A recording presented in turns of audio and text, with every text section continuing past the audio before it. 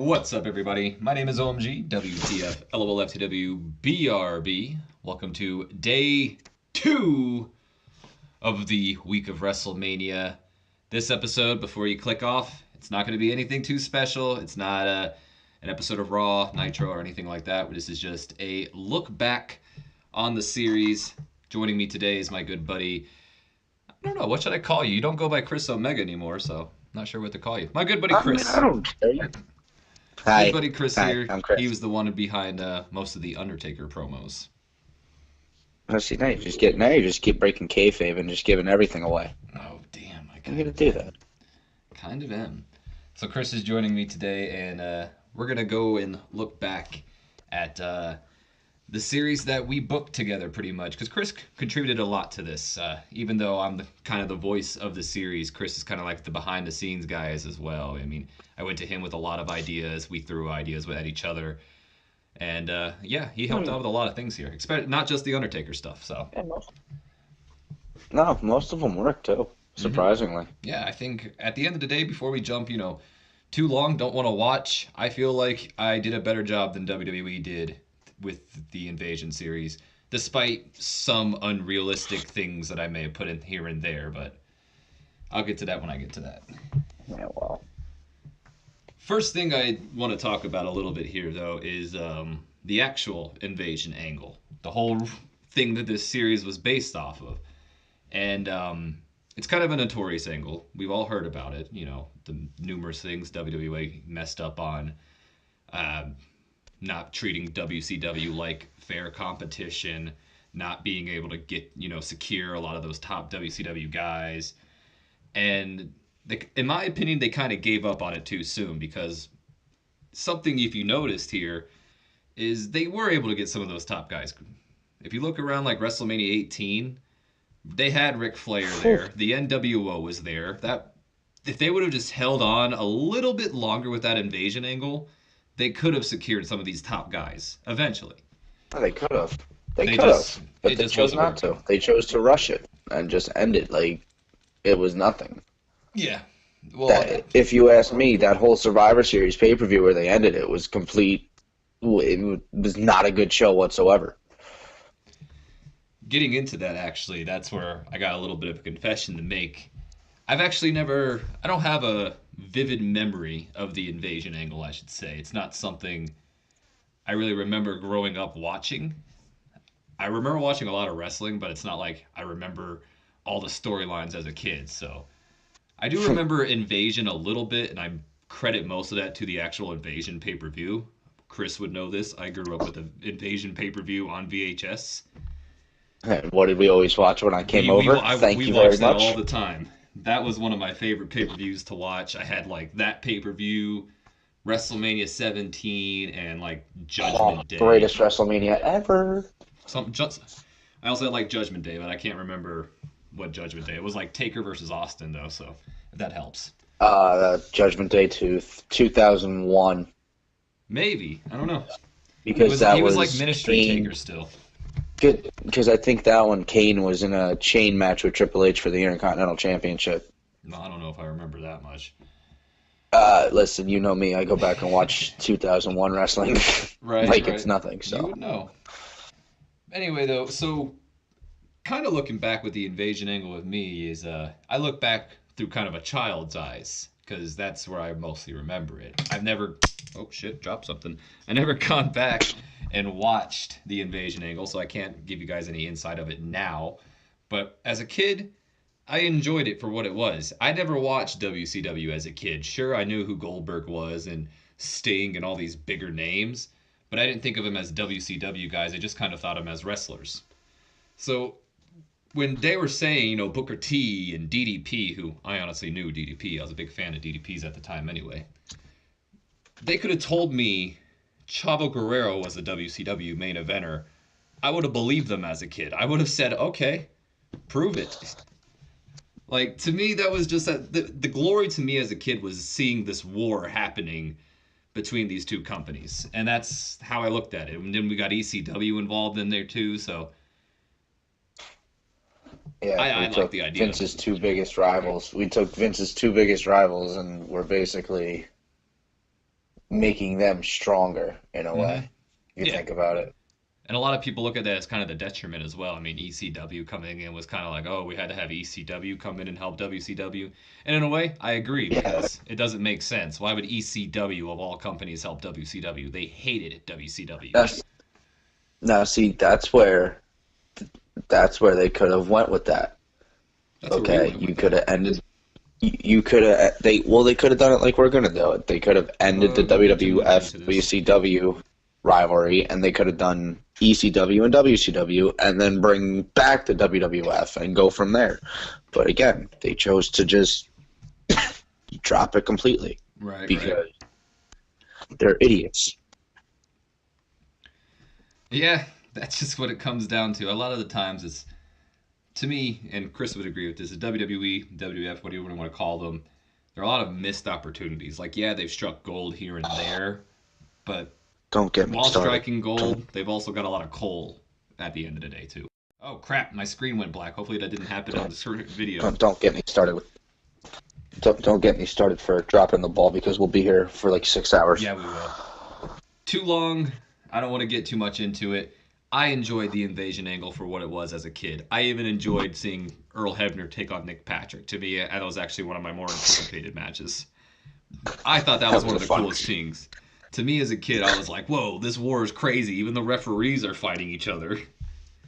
Yeah, So, and you had Mick Foley as the special referee for that match too. he So, also special refereed the bra and panties match between Trish and Lita oh, and Tori and Stacy. So, that was just like a really great match, choreographed.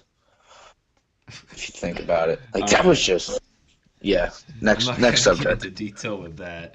So moving on to our invasion, I want to cover kind of the beginning portion of this, and I'll talk a little bit more about the beginning portion tomorrow in the next episode when I kind of talk a little bit more about what I regret, what I would have done differently, things like that. And the beginning portion, I kind of look back at the beginning, like this entire month of May, and I'm just like, I wish I would have watched what WWE was doing at that time, like got a general idea of how they were doing their storylines, you know? That was one of the things I Mm, kind of regret the most is not getting a general idea. I mean, one of the biggest flaws here is the fact that Mick Foley is still the commissioner when Regal was commissioner at this time. Like, I was too excited yeah. to get into the invasion angle that I didn't focus on the past. Well, no, because Foley stayed on for commissioner for a little bit. It was like a month, I think, a month before the invasion is when Regal took over. I don't know. I just know there's a lot of things. I'm pretty sure. I don't remember. It was Yeah. something like that. But anyway, in the beginning portion of this, I know that I kind of wanted to bleed a little bit into the WCW invasion. I didn't want to just go ahead and jump right into it. Obviously, I kind of counteract that because you look at SmackDown and we have Rock taking on Buff Bagwell. But I didn't want it Yeah. to be like the overarching storyline. I wanted to kind of keep, and you remember this, I wanted to kind of keep the WWF World Championship away from WCW as much as I could. Yeah. And Because yeah, go on. What were you gonna say? no, I was just gonna say it would have just like thrown everything off. Like Yeah, they did that enough, like leading up to it. yeah. The main goal here was to kind of establish WCW early on, and that's why they were invading in the matches, kind of making their presence known. Like you see here on SmackDown, they got the main events against The Rock. Rock beat Buff Bagwell. He didn't last too long, obviously. Buff Bagwell and his drugs kind of caught him up in real life and in the game. Yeah. But really, How I don't less so. remember much of the beginning portions. I remember early on just trying to figure out where I wanted everything to go. That's all I really remember. Kind of getting a I general mean, grasp on everything. it's hard to remember like how it like all like really started, other than everyone knowing like Shane purchasing WCW. Right. Like the invasion didn't like really start until oh God, uh, oh shit, I don't know, like maybe a month after Shane bought WCW. if I remember correctly. Well, I I mean, I may know be they were off. supposed to have like a run-in at WrestleMania 17, but like Shawn Stasiak infamously like messed that up, so that kind of got scrapped. It was a little bit after I think WrestleMania Yeah, 17 that it started happening, yeah, it was. like probably around after Judgment Day. So, Yeah, somewhere around. Yeah, speaking around. of Well, it was around the time Triple H tore his quad too. yeah, that's yeah, because he missed it So entirely, which was something completely different in ours. But I kind of yeah, wanted to also keep kind of accurate with history there. I didn't want Triple H to be too intertwined with the invasion angle because one, he wasn't a part of it in real life, so that was kind of my way of like keeping him out of it and away from it so he doesn't affect it. And two, in my eyes, he really shouldn't have cared anyway. He's all about himself, so why would he care about the yeah, WWF that's or right. WCW? Yeah, So moving on to our first ever pay per view, which was Judgment Day. It's kind of a throwaway pay per view, really just kind of giving WCW a lot of momentum here. A lot of WCW guys that aren't even around anymore, like Brian Clark, Sean O'Hare, who's down in developmental now. oh my God. The short-lived light heavyweight championship on our, as we merged it with the cruiserweight championship not too long afterwards. Oh my God. Yeah, I remember that. And as you can clearly see here, even on Judgment Day, Benoit and Angle still fighting each other. That was the overarching storyline. You even gave me some slack about that storyline there for how long it was going on for. Uh, because we started because it was just like very repetitive and like it was you knew you could book it to because it was gonna be one of the better fucking matches anyway. Well, it wasn't even that. It wasn't just a better match. To Like, me, it played over with the storyline with Ric Flair. Like, Flair came in and he acted like he was with Kurt and then turned his back and joined up with Benoit. And then it just kind of, from there on, just Kurt on his way to try to take it out to them. And along that way, he found himself as WCW World Champion and a feud renewed itself at Royal Rumble. yeah, that's true. And if you Story was think just about pretty it, much Benoit. Benoit getting the one up on Kurt Angle the entire time because of Flair. But if you even think about it, Benoit wasn't even around at that time. Benoit was out injured, Well, yeah, but so Benoit wasn't even part of the invasion. And look what we did with him. So you know what I'm saying? Like yeah, imagine like if he wasn't injured. that's true. See, I didn't even know he was injured at this time. I, I knew Triple H was because it's pretty infamous, and he's is my favorite wrestler. Benoit I didn't know was injured, but I don't know. Benoit was kind of one of those main focal factors for this series. Even when he got in trouble with his hard drugs, I decided to kind of let it slide because I was like, "Fucking Benoit, you're really pulling my cards out here, aren't you?" Yep. I gave you shit for that one too. Well, he still got punished. We gave Undertaker the Intercontinental Championship, which we'll cover a little bit later.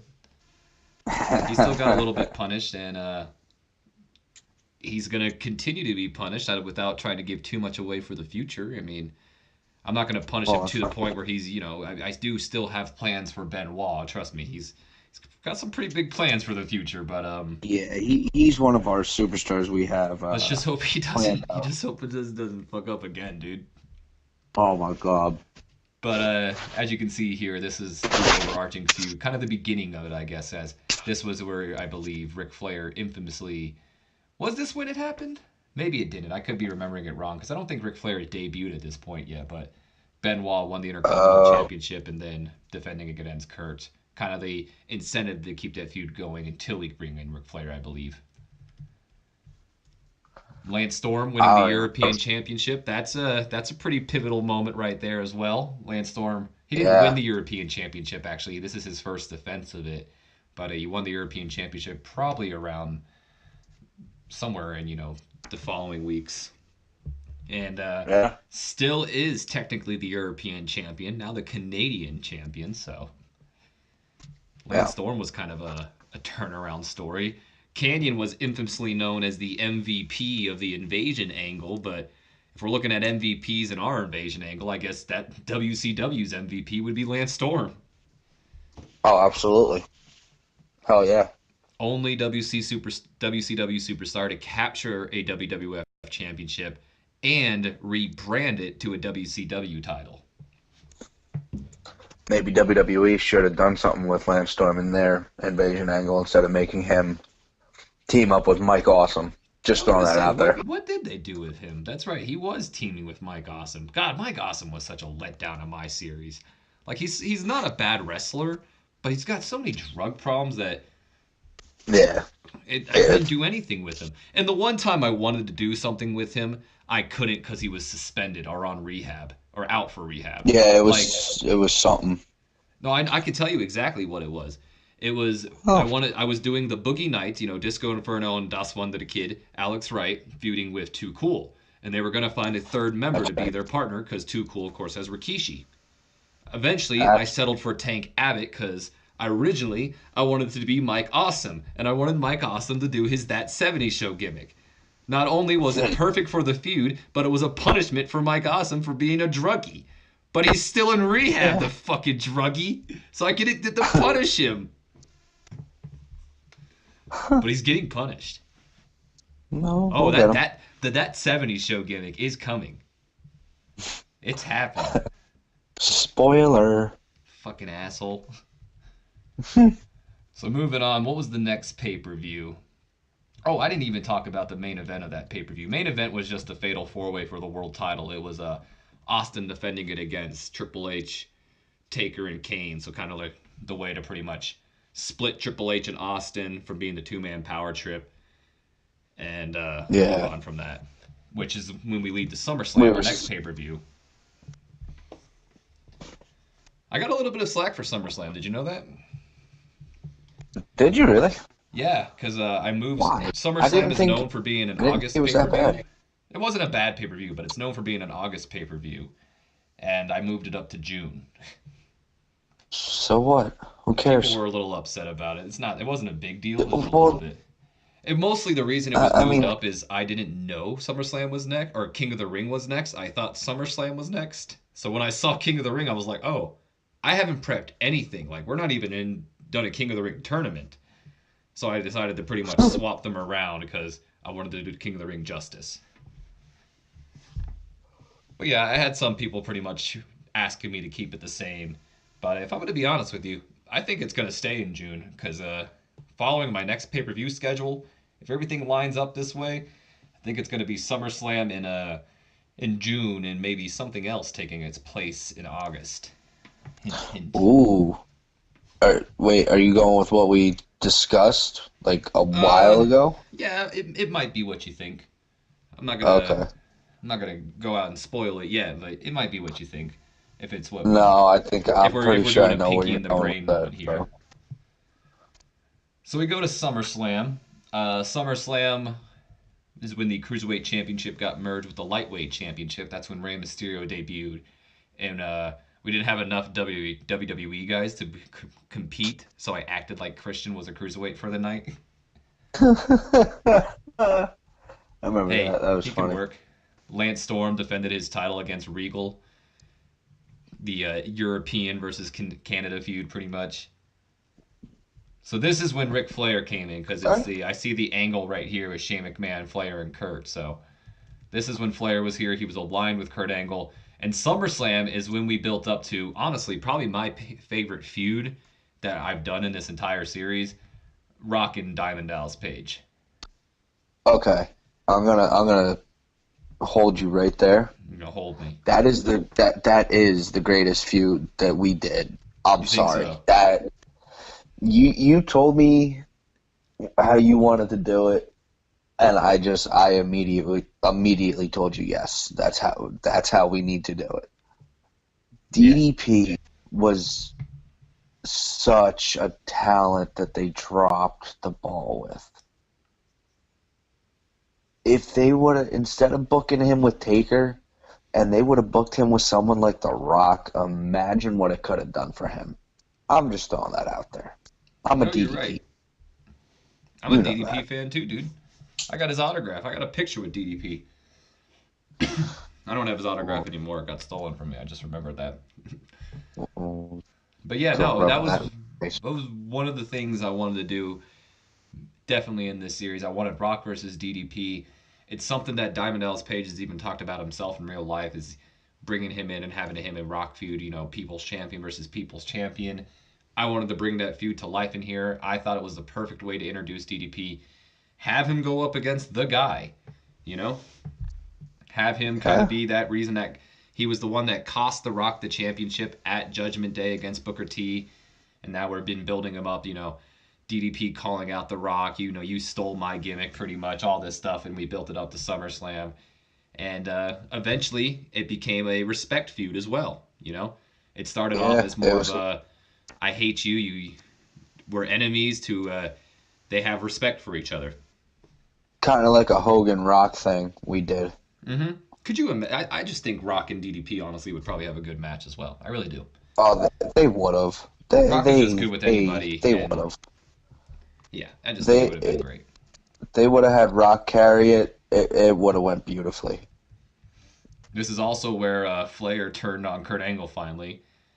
Chris Benoit is the Intercontinental Champion at this time. Kurt Angle beat Booker T for the United States Championship with a little bit of help from Flair, I believe.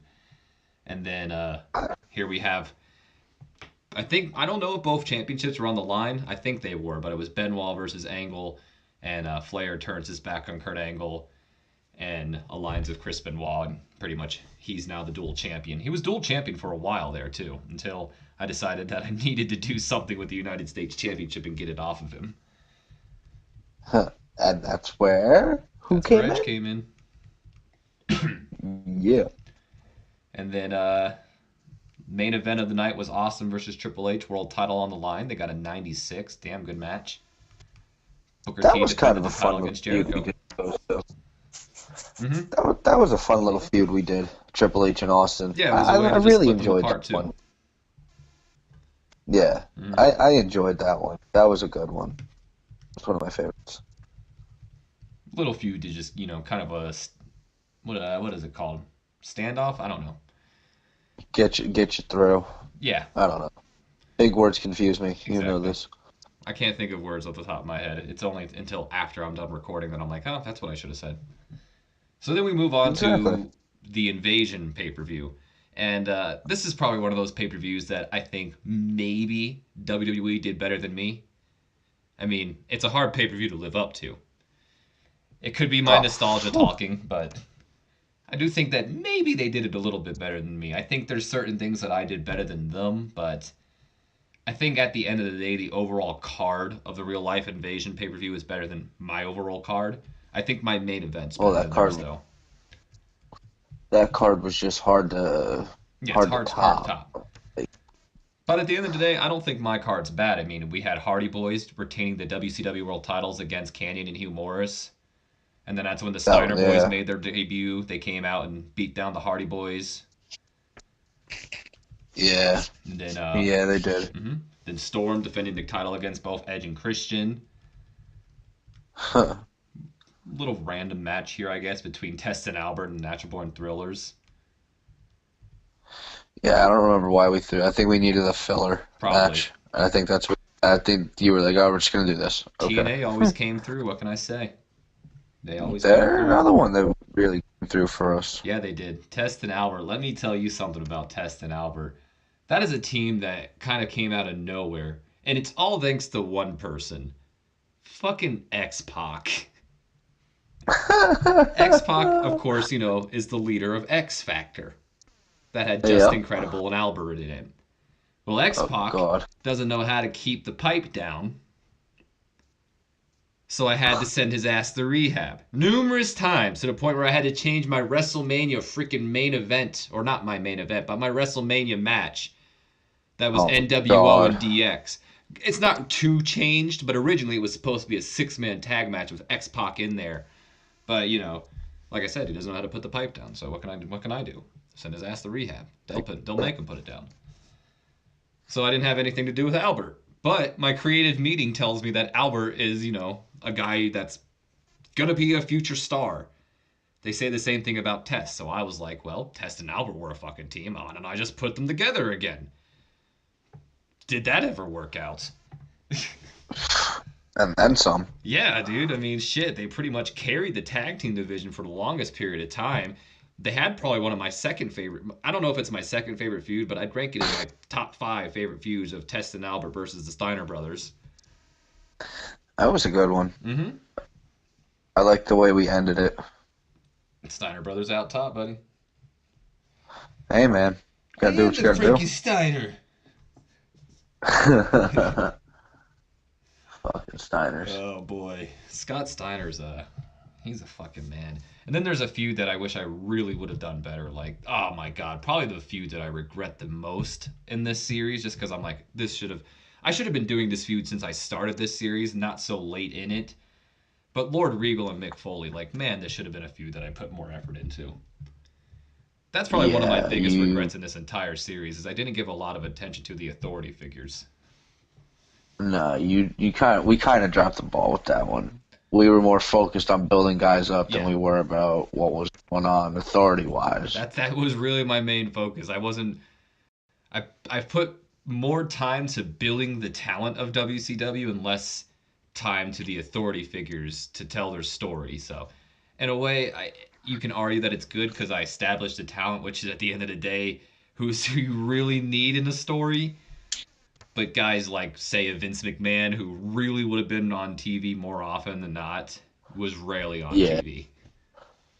And he would have complained if it wasn't me playing as him, too. So, although I did use Shane quite a lot in my expense. We did use Shane a lot. Shane was pretty much the focal point behind WCW. But in that case, Lord Regal kind of suffered because I used Shane quite a lot. Yeah. And then, of course, we had Team WWF versus Team WCW. I believe this one was at InVasion, so I think this was for SmackDown. Yep, if WCW won, they would get SmackDown, which, of course, they did. It became Nitro, vice versa. And it was Booker T, DDP, Chris Benoit, Ric Flair, and Ron Simmons. Benoit and Ron Simmons, of course, were two of the guys from WWF who jumped over. I felt they made the most sense. Both of them being heavily underutilized in the WWF, probably being promised a lot more stardom and, fame. Maybe Chris Benoit more than Ron Simmons, but think about it. Ron Simmons comes in, and they put him in, I think it was the Gladiator or something like that. I don't know. He had that weirdo blue helmet thing on. Some weird gimmick, Yeah, and then he starts gaining a lot of momentum with the Nation of Domination gimmick, just to pretty much everything be taken from him by The Rock. So I can see him having a gripe. And then Benoit, before leaving WCW, he was a world champion. And now here he is in WWE, and he's just another guy. So I felt like they had a lot of reasoning to join force over with WCW. A lot more reasoning than, say, I don't know, Stone Cold Steve Austin, who has said numerous times how much he hates Eric Bischoff in WCW. Maybe a lot more reason than Paul Heyman, too. Yeah. That's the one thing I wanted to make sure we did. I wasn't against guys from WWF jumping ship to WCW, just as long as it made sense. But that also kind of hurt Ron Simmons in a way, because he kind of got lost in the shuffle. Yeah, and it did hurt Ron Simmons, and it even ended up hurting the Big Show, a.k.a. the Giant, because this was the night that the Giant actually turned on WWF to join WCW. He was a part of Team WWF along with Rock, Jericho, Angle, and The Undertaker, because Kane was taken out, and then Angle joined by his side or took his place. And everyone thought it was going to be Kurt Angle to turn on them, but it was the Big Show. And, for the 1,000,000th time. Or I think maybe we also kind of teased that Jericho might do it too, because he had WCW ties. Yeah. But Ron Simmons and Giant did suffer. I'll agree. Yeah, and then we ended up bringing Giant back up, and then nothing really after that. He's a good hand to have. At the end of it, they serve their purpose. They got WCW by until I felt I could justify bringing in a lot of the main guys. Oh, yeah. Obviously. And then once those main guys came in, I had to dedicate more time to them. And, well, what am I going to do with a Ron Simmons and a Giant at the moment when everybody else's position is filled? Exactly. So they kind of got the short end of the stick, but at the end of the day, Ron Simmons got a lot of popularity. I think he's still an upper mid-carder. So that would surprise me. Ron Simmons had I mean, I gave him his only first or singles title run in WWF. Not even in WWE did that for him. I did that. Yes, you did. I gave him a hardcore championship run. Numerous ones. So, I don't mean to brag, but Ron Simmons should be grateful, is all I'm saying. Moving on from the Invasion pay-per-view, we get to King of the Ring. The King of the Ring. And King of the Ring is actually where the Benoit-Kurt Angle feud kind of ended for a little while. They met each other in the King of the Ring tournament, so it wasn't really like they were fighting each other. It was just they just so happened to have to fight each other. But this is not only where Benoit and Angle ended, but this is also where Edge and Benoit began. That's another one of my favorite ones we did. Kind Edge of an and underrated Benoit. feud. I feel we used Edge in a very good way.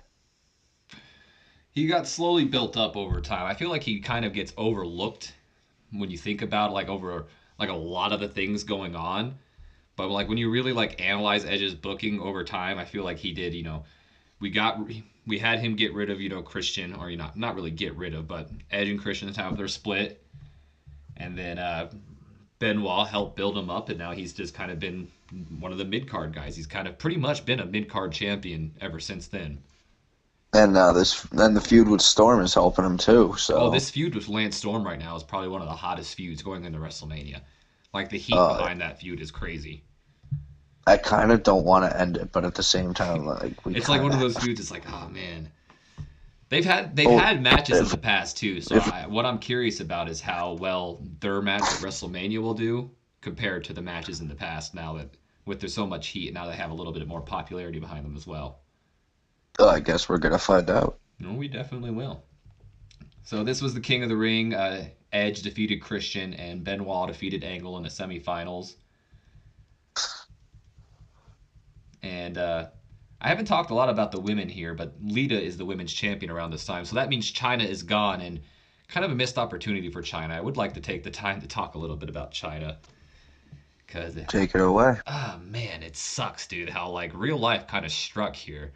Stephanie McMahon, obviously, if you believe rumor and innuendo, as that one guy in the Bruce Pritchard podcast says, Stephanie McMahon pretty much chased Chyna out of the WWF in real life. Well, she practically did the same damn thing in this save, too, by spreading all these rumors about her, probably saying she's a man and all this in the backstage locker room, and got everybody to hate her. I mean, even Jeff Hardy hates Chyna, I think. And Jeff Hardy is hates nobody. Well, he hates Canyon. Well, him and Canyon don't get along because one of them injured each other a little while back. I don't remember who. Well, someone injured someone, and now they don't like each other. Similar to Sabu and Rey Mysterio, they hate each other too. Yeah, well, Rey Mysterio has a legitimate gripe though. Sabu took him out for how long? Yeah, exactly. The entire Invasion angle. He almost missed WrestleMania. But yeah, so Chyna, she kind of got the shit into the stick, and it really sucks because I actually had big plans for Chyna. My plan for Chyna was to pretty much have her reign as a women's champion all the way up to WrestleMania. I didn't want her to drop the title at all. It was pretty much going to be kind of an Amazon storyline where she breaks the Barbie dolls, leading up to her versus Trish Stratus, and Stratus getting her victory over Chyna. Yeah. But Stephanie said, no, that's not happening. Instead, what you're going to do, Daddy, is you're going to hire the creepy girl from WCW, and she's going to fight Trish at WrestleMania instead. And even when I said, but baby girl, fans, they hate her, they boo her, she says, they'll come around. And she was right, they came around, so what can I do? They love that. Figure, right? So also at this, I think this is another feud that you also liked. I know you're a big fan of the Edge and Benoit feud, but at King of the Ring, this is where we also had the Undertaker versus the Giant. Of course, this feud stemming off of Giant betraying Team WWF and Taker kind of taking charge as the captain, I'm not to toot my own horn or anything. I did enjoy booking this one a lot. That was one you definitely just coming up I feel like I gave some of the best Taker promos I've ever come up with. Just It's one because you look back they on would, too, and it was kind of an underrated feud, like Edge and Benoit was, when you kind of goes under the radar, but when you look back, you're like, yeah, that was a good one. especially the way we ended it at with the Hell in a Cell. Oh yeah. In fact, speaking of Hell in a Cell, we did quite a lot of Hell in a Cells in this save, which it's kind of interesting to me because I'm like, Hey, I'm not even a big Hell in a Cell fan, but for some reason, I just went with it almost every time. because it's a gimmick match that works. Of course, Chris Benoit ended up beating Edge for the King of the Ring with a little help from Ric Yes, he Flair. did. That's what started the whole Benoit versus Edge storyline there. And for the first time ever on, at King of the Ring, the WCW Championship main evented the pay-per-view. And Oh yeah, that's right. I think this was our best WCW World Championship match, if I'm correct. Booker T retaining his championship over Chris Jericho, Diamond Dallas Page, and The Rock. 95. That that was another fun one we did. I liked it because we connected the two feuds. Booker and Jericho were kind of feuding at the time, while DDP and Rock were feuding, so they kind of blended in with each other naturally. Of course, all people want that gold. Jericho, Rock, DDP, Booker all have big egos. I think it would have made for a great match in real life as well. Well, it would have been, but Well, no. again, what? So next pay per view was Unforgiven. This is when The Rock won the WWF Championship finally getting that WWF title into the into the WWF pretty much because at this time Stone Cold was kind of operating as an independent wrestler. Uh So huh. Jericho and Rock were kind of feuding at this time as well. Jericho was kind of calling Rock out for being the egotistical jackass that he is, always wanting to hog the attention pretty much, and using the WWF as an excuse to just once again become champion. Austin and Triple H still feuding at this time because of the two-man power trip fallout. So once again, fatal four-way: Rock, Austin, Triple H, Jericho. 77 doesn't quite live up to the hype like the WCW main event did. Bit of a shame on that Yeah, match. You would think that match would have done a lot better that match really disappointed me. with all those people That in there. Like, whew, that oh my god, I can't believe that did so bad. right? But at the end of the day, Rock becomes, I guess, the captain of the WWF and captures the World Championship, which, well, someone takes exception to that a little later on. We'll see. Wonder who it Also, could be. I know, right? Hint, hint, nudge, nudge. Also on this pay per view, we had what else is of note here? Oh, this is around the time ECW kind of made their debut. ECW was kind of brought in because I didn't want to blow my load right away with all these, I only had two legitimate main event talents at the time, Booker T and DDP. With the inclusion of like Ron Simmons, Benoit, and Giant, I could argue it a little bit, but still, there wasn't a whole lot of things that I didn't want to keep repeating feuds over and over again because that would get boring quick. Also, Total Extreme Yep. Wrestling penalizes you for that. Also, I wanted to include ECW in here because I enjoyed their inclusion, at least in the invasion angle. I thought it was an interesting idea. Just looking back at it now with the knowledge I have, it doesn't make sense for ECW to join with WCW. Paul Heyman hates WCW. He hates Eric Bischoff. He pretty much blames them for, stealing their talent and all that. So It's the why would truth. he ever join ties with them? It's the truth. I don't blame Heyman one bit. Exactly. So my way of turning it around is Heyman sees, WCW coming in. He sees it's getting hot. He sees, okay, WCW, they're bringing some heat, and he sees his opportunity. The weasel he is, he kind of gets in there. Mr. McMahon, I could perhaps help you out here, and maybe I scratch your back, you scratch my back. Kind of hoping to get some maybe ECW off the ground again here. So Vince kind of gives him a little bit of money, bring in some of your ECW guys. He brought in Sabu, Sandman, RVD, and Dreamer.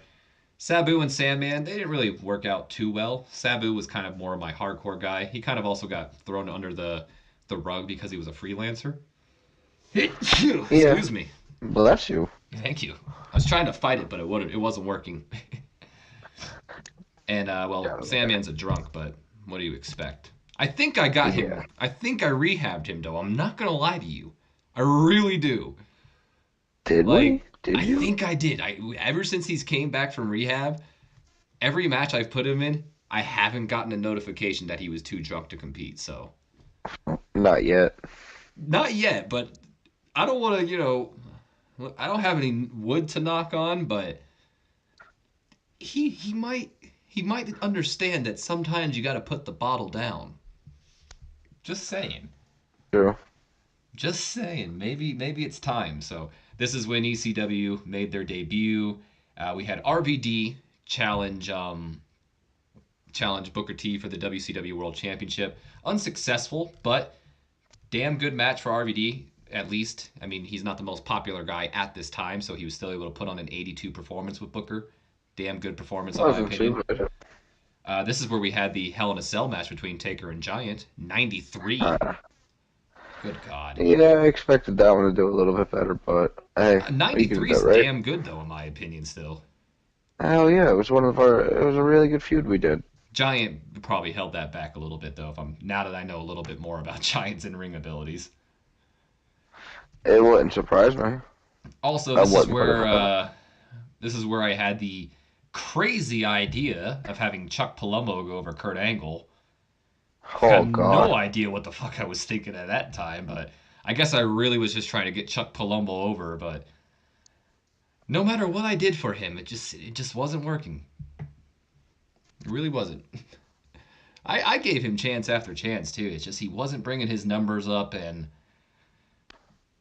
I don't know. I can't tell you what's the future for Chucky P. Maybe he'll find himself Sean Oh, O'Hare again. Who knows? This is where also Tommy Dreamer got a pretty big match. He took on DDP. Dreamer was kind of my other guy, I figured. It'll be RVD and Dreamer who I'll push.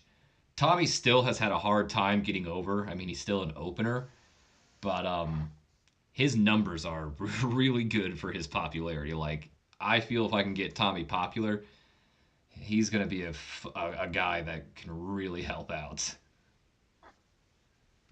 Like, Tommy impresses me almost every time I see him in the ring. I'm like, dude, you're an opener. Why are you pulling these ratings? I don't get it. Yeah, so Tommy is a guy that I need to work on a little bit more. He's kind of suffered because of the invasion angle. He doesn't get a lot of attention, but what can you do? So moving on, we have No Mercy. No Mercy is where I achieved my first ever 100 rated match. Although Huh. it was between Stone Cold and The Rock. So is it really hard to get a 100 rated match between The Rock and Stone Cold? Probably not. Nope. So I kind of put a little bit of an asterisk next to it. Yes, I got a 100 match, but I'd like to maybe get it with someone else. And I was really hoping it was going to be Benoit and Kurt Angle at the Royal Rumble, but they freaking failed me. Jackasses. Yeah. I blame Benoit.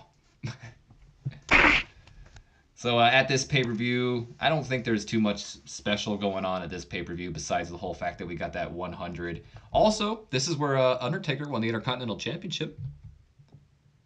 Yes, he So did. that was Benoit's punishment, really. There was no plans for Taker to win the Intercontinental title. But after Benoit came down with the hard drugs, and I couldn't suspend him, but I could take away his championship, so I did. And we gave it to The Undertaker. That's why. Finally, figured Yes. give Taker the one title he never held in real life and give him that Triple Crown status that he so rightly deserves. Of course. Holy shit, dude. At this pay-per-view, I did Rhino over Triple H. Oh my Can God. we talk about Rhino for a second? Go for it. Rhino owes his career to Stone Cold Steve Austin. Uh, Because if Stone Cold Steve Austin would not have taken Rhino under his wing as his protege, he would not have beaten Triple H. He would not have gotten this huge push that he did. But because Stone Cold Steve Austin did take him under his wing, not only did that give me a overarching storyline for Stone Cold for the entire time, and a reason for him to not even want to care about the WWF because he's kind of caring about his future, and his future lies in Rhino. But It helped me build up a star. Good God Almighty, did we build up a star? Do you know Rhino is a main eventer right now? Are you shocked? Are you Yeah, speechless? of course I am. You know The that. final I had to think about what I ECW was going World to say for a Champion second. is a main eventer in the WWF right now. Blows my mind. You're telling me. Mark Jindrak also, of course, protege of The Undertaker. He's benefited greatly as well. But Rhino is Yeah. just like, I mean, he's still benefiting from it. oh yeah, Rhino's still benefiting from Stone Cold though. But if we Oh, did Slammy absolutely. Awards or something, Rhino would have been won like the Rising Star of the Year or something. Wouldn't hear a complaint from me. It wouldn't surprise me if Rhino won a world championship in the future. That's all I'm going to say. And it kind of blows my mind because I just can't envision someone named Rhino holding the WWE World Championship. But then again, someone named Edge held the World Championship, so it's okay. Hey. I'm not harping on Edge, by the way. Edge is a great wrestler. In fact, it's Chris's favorite wrestler, if I believe correctly. He's one of my favorites. Is it Taker or Edge, or is it Vary? It's hard to choose between the two of them. They're both number one. I can't. Where Triple H is kind of a Even dead set for me. It's like I don't know because Right. don't put me through this. Next question. Other than that, nothing too special seemed to happen here at No Mercy. Kurt Angle got his win back against Chuck Palumbo in a cage match, but that's really about it. No Mercy just kind of seemed like one of those transition pay-per-views. We then move on to Survivor Series. And Survivor Series was a big pay-per-view. Do you remember why? War Games? War Games. War Games. That was something I was actually pretty excited about doing. I was excited that it was in the game, but it was also my first kind of like take at like writing a story down, or like writing a match, I should say. And it worked.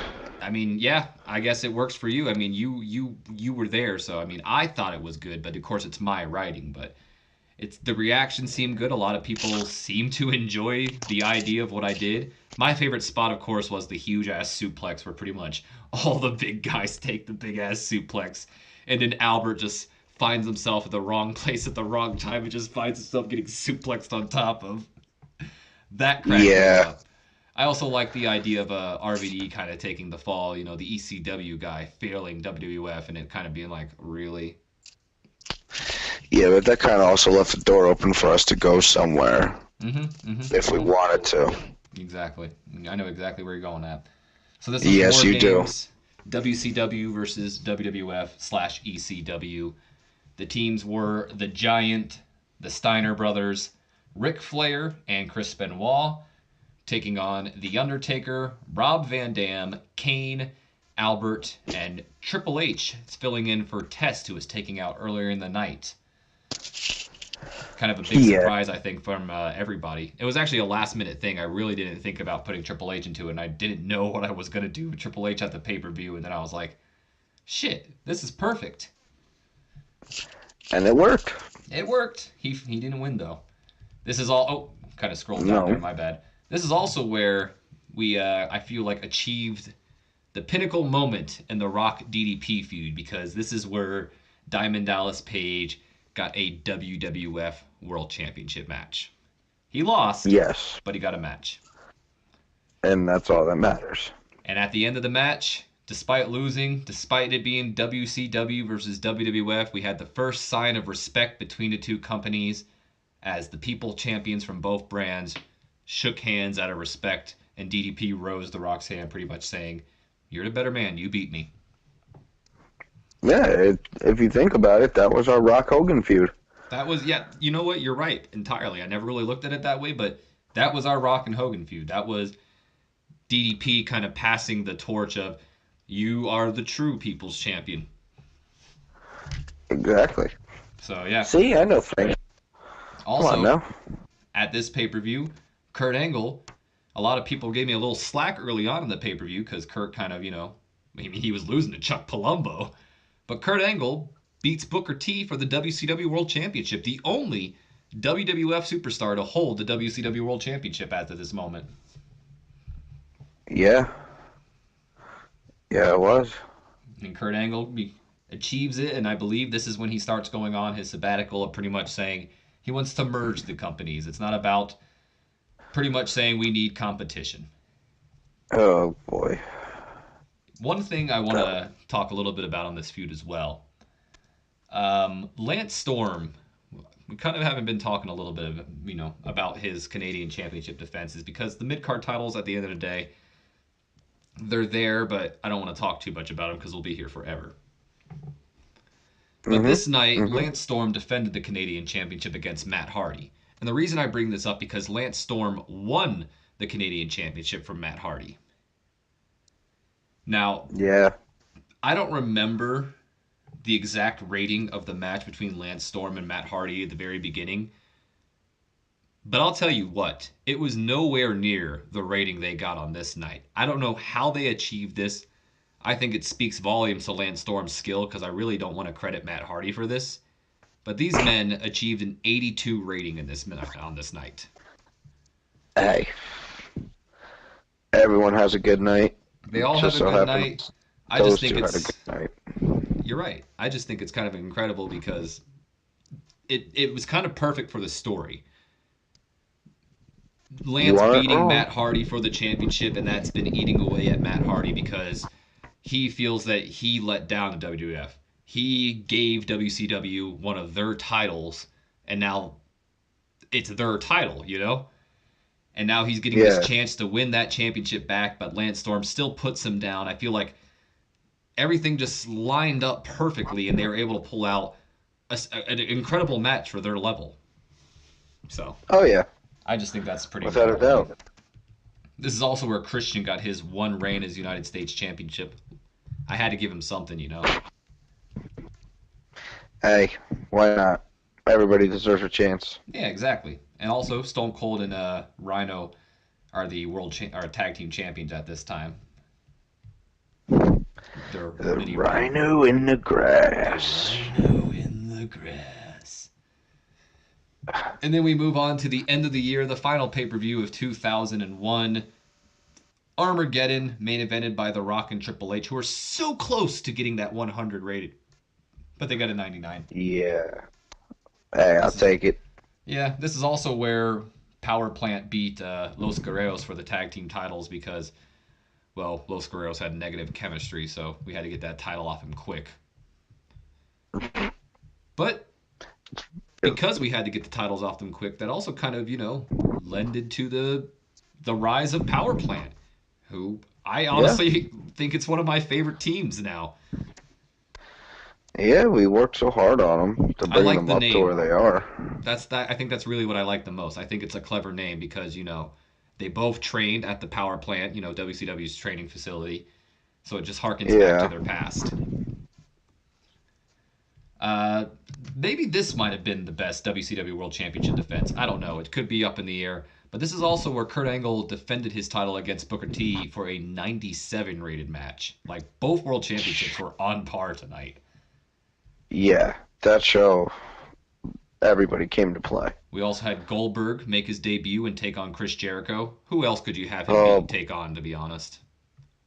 Seriously. I mean, nobody. It writes itself. Also, the 82, Goldberg's going to be a little bit hard. I'm not going to lie. He's going to be hard to book. I'm not looking forward to that. We'll see where it goes. That's all I'm going to say. We'll see where it goes. Other than that, though, doesn't seem like there is much else going on here. One of the feuds I enjoyed booking, though, I just kind of noticed it here because we have Bradshaw taking on Ron Simmons. I enjoyed the Bradshaw-Ron Simmons feud. I thought that was a feud that kind of got booked pretty well. It was a fun little feud. Yeah. Nothing too special, but it was different. I think it played up with the betrayal a little bit. That's what I think the most. I feel like I captured that betrayal from Bradshaw pretty well. Oh, absolutely. Absolutely. So we're now in the new year here, January of 2002, the Royal Rumble time. And this is where we had Sting debut. Sting debuting, winning the Royal Rumble from number 30, first person to ever do it. And this is something I was a little back and forth about. I mean, if I was back and it forth was about the it only way. because I didn't know if it was realistic.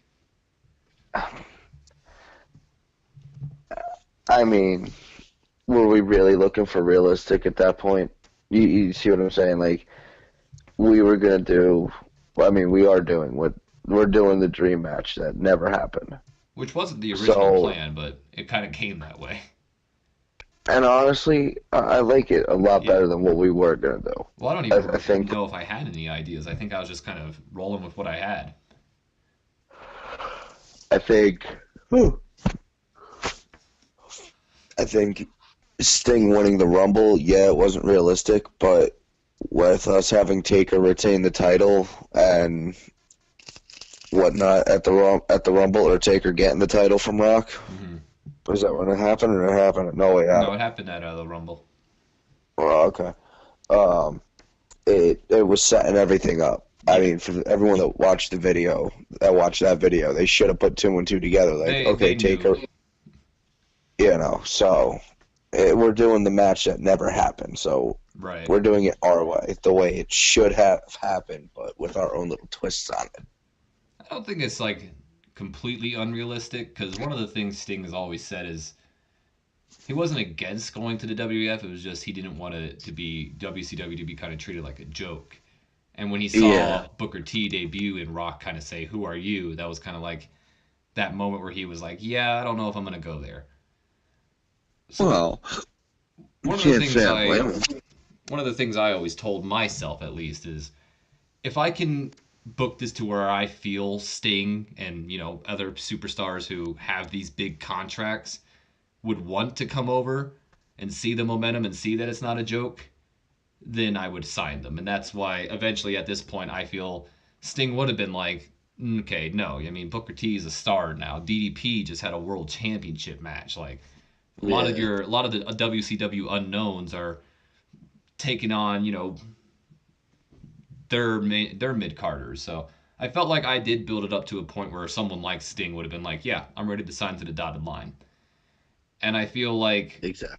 guys like the Steiner brothers, for instance, would have looked at it like I could have sold it off to them like, yeah, you can sit here and collect this money, but you can also watch your star dwindle down, or you can sign with me for less money and I'll pay out your contract now and you can continue the rise up because this is the biggest angle of all time. You aren't Do wrong, you want sir. to become an icon or do you want to be a legend? There's your That's argument. basically what it boils down to. And I feel like given the money and that's probably the biggest deal is someone like Goldberg maybe wouldn't have signed because that probably would have been a lot of money that WWF would have had to Yeah. pay out. But I feel also at this time some strings can be pulled and certain things can be like, okay, we need Goldberg. I don't care how much fucking money he's gonna cost. Get him. I need him just for Exactly. this fact that I can have him build someone else up. Exactly. So I also wanted to do Goldberg and Austin. That was the one match at WrestleMania I'm pretty sure I was set on right away. Is I need to do Goldberg versus Stone Cold Steve Austin. It's been fun. So Sting won the battle or the Royal Rumble that year. Kurt Angle, that's when he beat Chris Benoit. Of course, the stipulation we added to the King of the Ring was whoever won the King of the Ring would get the Royal Rumble match. I just feel like it makes sense. It's kind of a royal pay per view, given the Royal Rumble treatment. Uh-huh. The early start to the road to WrestleMania, I guess. And they Yeah. were close too. They almost achieved that 100 rating. They got a 98. I was really hoping they would have got that 100 though. We came close. That's all Yeah, that and this is matters. yeah. Taker also beat The Rock for the World Championship this night, like we mentioned, 95 there. Yes, he did. Steiner Brothers beat TNA for the WF World Tag Titles. I don't know if this was the. I think they beat Dudley Boys earlier for the World Tag Titles, so I was about to say this is their first reign as WF Tag Team Champions in a while, but not true. Something happened. Daphne won the Women's Championship that night, and Huh. this was kind of one of my more favorite kind of random little feuds that didn't have much going for it. It was just Taker dropped the Intercontinental Championship out of respect. He wanted to go after the world title, but he also didn't want to be the Intercontinental title just to be pretty much treated like a prop. So he vacated the title, and then we had 4 young guys, that being Rhino, Jeff Hardy, Rob Van Dam, and Christian, all battle for it. So I liked the little feud. It was a nice little kind of, I guess, preview of the future. Yeah. And that's when Rhino won the Intercontinental Championship for a little while. Huh. Yes, he did. And then we move on to our most recent pay-per-view, No Way Out, where the NWO debuted and also debuted in real life. So, again, I mentioned this a little bit earlier in the video. Not sure how long this video is, by the way. Thank you for those who have all stuck around this long, because it's probably a long one. Probably. But this is like I mentioned earlier. This is where the NWO debuted, and like I mentioned, if WWE would just hold it a little bit longer, they would have had guys like Ric Flair, then the NWO, and so on and so forth. Like, just a little bit longer. But at the end of the day, they weren't able to. So this was Sting. He cashed in pretty much on his chance. He was saying, you know what, I have a guaranteed world title shot at WrestleMania, but what title? There's 2 world championship now, and he won a number 1 contendership. He was able to get a WCW world title match, thus pretty much winning the world championship in the process. And Taker, of course, retaining his championship. And, well, Sting being the Royal Rumble winner and WCW world champion, that just confirms exactly what title he'll probably be going after. And yes, like Chris said before, the dream match, Sting and The Undertaker. Mm-hmm. With a little bit of a twist on it. I wish I would have had more time to build it up, but that's kind of the problem with the invasion angle, is there's so much time dedicated to a lot of other big angles as well, so... Yeah, our hands are kind of tied. Yeah, it's really difficult, because, you know, I got to get Goldberg and Austin over. I got to get Rock and Shane McMahon's feud over, and then Triple H and the NWO, and Sting and The Undertaker, so... It's like a lot of big feuds that need a lot of attention, and there's some missed opportunities here and there. There's definitely some things that I wish I would have done better. In fact, looking back at it now, if you remember at WrestleMania 17, Stone Cold and The Rock had like a sit-down interview thing before WrestleMania that a lot of people loved. I think something like that between Goldberg and Austin would have been awesome, but too late now. I can only imagine. It would have been great, but I still like what I did too. You know, actually, you haven't seen Raw yet because it hasn't been uploaded. But Austin cuts a promo in Georgia. That's where we're going to host WrestleMania. Kind of perfect as well. You know, Georgia being WCW's home. So he's in Georgia because Goldberg said he was going to be on Raw. So he pretty much ducked him. And he opens it up with, Goldberg, you dumb, bald son of a bitch. Oh, my God. I love that line. You dumb, bald son of a bitch. I just love hearing Austin call people a son of a bitch. Like, he would change it up every time. It's just perfect, too, because, you know, Goldberg's fucking bald, so I just love it. Like, also, we skipped over it a little bit, but also at the Royal Rumbles when, you know, Goldberg and Austin kind of started as well, with Goldberg tossing Austin out, and then Austin being like, you dumb, bald son of a bitch, and he gets back in the ring and tosses him out. Fucking Austin. Great. But besides, you know, Sting and Undertaker practically being confirmed at No Way Out, Austin and Goldberg were pretty much confirmed because to kind of keep them away from each other, we had Jericho and Christian kind of feud with Austin and Rhino for a bit, and the Giant feud with Goldberg. So once their feuds were over, we had Goldberg attack Austin that night and pretty much say, you're next. Yeah. And yeah, we did. This is when McMahon returned, and we found out Shane McMahon's true reason why he wanted to do this entire invasion, and it pretty much stemming from the fact that Vince promised him SmackDown, but that didn't go through, so Shane McMahon's revenge. I'm going to buy your competition. I'm going to invade you. I'm going to take SmackDown for my own, and then I'm going to take your company for my own as well. And so far it's been working. That's also when the NWO debuted and took out Vince McMahon. Yeah, they did. And now we're up to where we are now, just a couple days away from WrestleMania. Hoping it's going to be a good one. Really am. There's a lot of pressure there. I mean, it's kind of what you want to be the perfect show, and I honestly think it's going to get the 100A star because we're going to have Metallica play, and usually when you have live celebrities that are like super freaking famous, it usually bumps up your rating pretty good. So I think with that, we'll definitely reach it, which is kind of a cheating way, but Metallica's going to be playing for a reason, which you guys will find out. Exactly. It's funny to say they're going to be playing. Don't want to spoil too much. There's no real way for me to be like, yeah, we're getting Metallica. It's just me saying, hey, we're booking this a legendary band. So yeah, and I'm saying it's Metallica. Enjoy it. Real quick though, I just kind of want to go through the roster. I know this video's kind of been a bit long, so I don't want to stick around too long. I just want to kind of go through the roster real quick and cover some of the superstars that really benefited from the invasion angle. So, for instance, we talked a little bit about Albert earlier. Him and Test really benefited. I think Albert benefited a lot more than Test. I mean, Test was the guy who, unfortunately got beaten down and wasn't allowed to be in War Games, whereas Albert had a huge opportunity. I mean, think about it. He was in the ring with guys like the Steiner brothers, Benoit, Ric Flair, Taker, Kane, lots of legends in that match. And then you have him and Rob Van Dam as like the two young guns chosen to kind of be in that match as well. So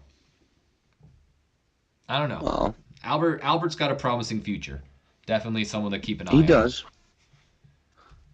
He does. We'll figure it out. Booker T went from, pretty much, I would say, a mid-card talent in WWF to a main eventer now. He's established.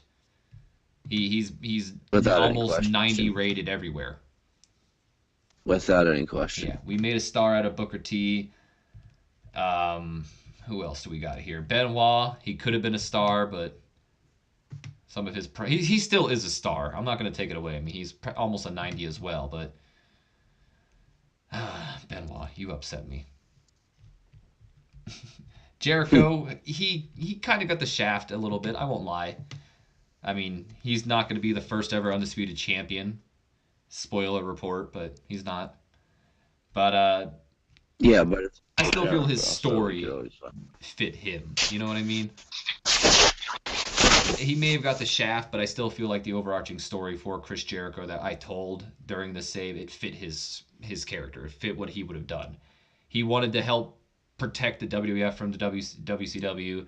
He got sick of being accused of being a turncoat, or you might be the guy to turn on us next.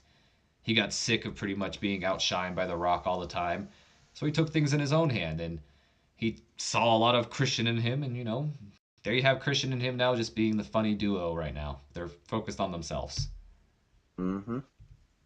Chuck Palumbo, mentioned a little bit about him earlier. I tried. I really did. I felt bad for Chucky because, a lot of people were complaining about Sean O'Haire, so I sent Sean O'Haire back down to developmental to help him, develop. And I figured, I'll give Stacy Keibler Chuck Palumbo and have him kind of be like that big bodyguard. He's not a bad mid-card talent. Like, he's good for his role, but I don't think Chuck Palumbo will ever be able to break through the main event scene. I really just don't see it happening. Daphne was the only women superstar I could have taken from WCW. I could have got Medusa, but I think Medusa hates us, so that wouldn't have worked out. Probably. And I feel like Daphne worked out too. I mean, I wanted to do Flock. I'm a big Raven fan. He's one of my favorite wrestlers of all time. And Daphne fits that kind of style, so. She's starting to come into her own. Yeah, she is starting to come into her own, honestly. She's putting out some pretty good performances. She got a little bit of slack in the beginning. I mean, a little bit of slack, saying it lightly. I mean, people were literally demanding me to pretty much take her off TV. And when I say people, I don't mean actual people. I mean the audience in the game. But she eventually worked her way up, and now they love her. She's the women's champion. Exactly. We already mentioned about DDP earlier, but someone I'm happy about. DDP, another guy that's one of my favorite wrestlers. And I'm just happy to... I'm happy that I was able to make him a star, pretty much. Make him a legend, I guess. A WCW legend, at least. Okay. Edge, Okay. guy that's, you know, got a bright future ahead of him at right now. 28 years old, too, at the time. Goldberg. Goldberg's going to be a hard book. I really think so. I know. But I'm determined. I'll do it. I mean, his popularity is at 94. Like, if he was just an all right wrestler, it might work out. Well, I'm just telling you, Goldberg's gonna be fucking fun, bro. Kane kind of got the shaft a little bit as well when you think about it. He was just kind of the Undertaker's lackey, but he's the Intercontinental Champion now, so who's complaining? And then there's Canyon. Canyon was a guy that I didn't even know much about going into this save. And as I continued to book him in the save, I became a little bit of a fan of him. And then when I've actually seen his work in real life, I became even more of a fan of his because he's actually freaking amazing. So, Is he really? oh yeah, Canyon's great, dude. If you ever get a chance, go on the network and watch some of his matches, dude. Like, he does things that I'm just like, why don't people do this? Like, he's underrated as hell, dude. And he's also someone I would advise a lot of you guys to keep a very close eye on after the invasion angle. Then there's Kurt. Kurt kind of got a little bit of a shaft, but at the very end of the day, I feel like I did Kurt justice.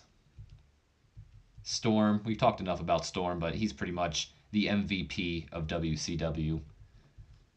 Mark Jindrak as the protege of The Undertaker, so if you guys are curious about his skills, let me give you guys a quick look at Mark Jindrak's skills here from over time. Now, granted, his what the hell? Why is it not coming up? Maybe it just doesn't want to come up. There it goes. His wrestling skills are nothing to talk about. His brawling's pretty good because, you know, Taker's a good brawler, so that's helped him over time. His wrestling skills are nothing to scoff at, but when you go down to like his performances, he's got almost solid B's all around. His physical, he's looking great. He's got great athleticism. He's powerful. His stamina's getting better. You look at his entertainment, he's good on the stick. He's got star quality. Mark Jindrak's a star in the making. He's only a 2-year pro, I think. Super young. I'm going to make the early prediction. He's 24 years old. That's what he is. 2-year pro, 24 years old.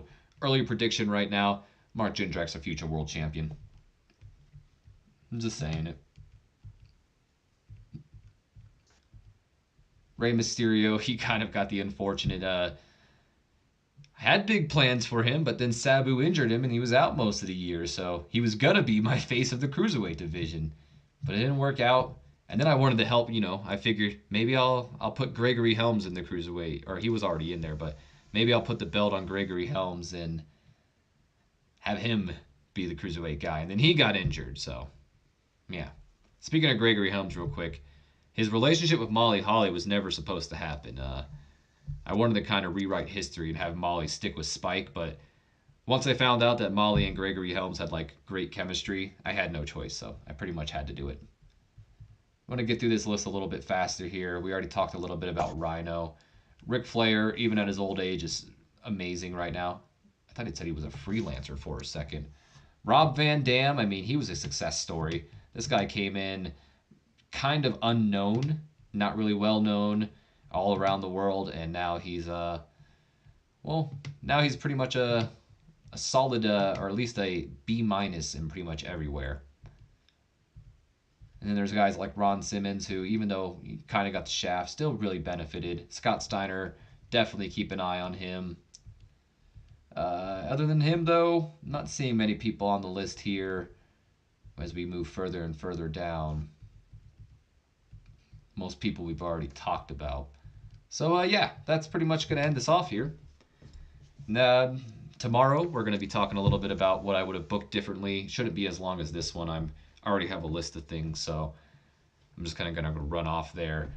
But, yeah, anything you want to say before we head off, Chris? If you're still there? Chris might have left, to be honest. I don't know. But he could have fallen asleep, too. It's late over there. It's almost like, I think, 5 o'clock where he is. So I'm going to go ahead and end off this video. My name's been OMG, WTF, LOLFTW, BRB. Hope you guys have enjoyed. Sorry again for the long video, but thank you for those guys who actually stuck through this. You guys are the best. As always, though, if you guys want to make a purchase of Total Extreme Wrestling 2016, go ahead and use the code TEWOMG to get, I believe it's either $5 or $10 off your purchase of the game. I really need to look that up, but these are all being recorded in the future, so not the best planner, if I say so myself. And also, don't forget to join us on Friday with the Fire Pro stream over on my buddy Zach's channel, Zach Manzi NVO. We'll be giving away 2 copies of Total Extreme Wrestling 2016 over there. One in the beginning before the WrestleMania starts, after the Sunday Night's Heat, Super Show, whatever you want to call that. And then after WrestleMania as well, so go ahead and go over on Zach's channel to check that out. And then this Sunday, we will also be giving away a Total Extreme Wrestling copy during the WrestleMania episode. So be on the lookout for that. There should be some sort of way to enter now. I'm not exactly sure what I'm doing at the time. Like I said, these are being recorded in advance, so keep an eye out for that as well. My name's been OMG WTF, LOL to WBRB. Thank you to Chris for joining me here, even though I think he's gone. And I will see you guys tomorrow. Have a good one.